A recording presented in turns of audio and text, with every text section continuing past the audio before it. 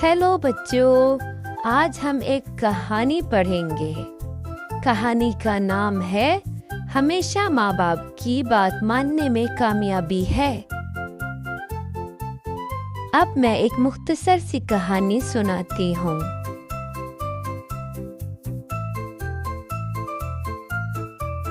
सारा को बाहर खेलना बहुत पसंद था। एक दिन अम्मी ने कहा, पहले होमवर्क मुकम्मल करो, फिर खेलना। सारा का दिल खेलने को चाह रहा था, मगर इसने अम्मी की बात मान ली। इसने बैठकर अपना पूरा होमवर्क मुकम्मल किया।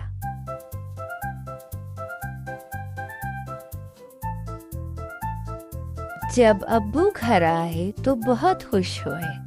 इन्होंने सारा को कहानी की किताब दी। सारा ने सीखा कि बात मानने से फायदा होता है। फिर सारा ने बाहर जाकर अपने अब्बू के साथ खूब खेला। सबक: माँ बाप की बात मानने में कामयाबी है।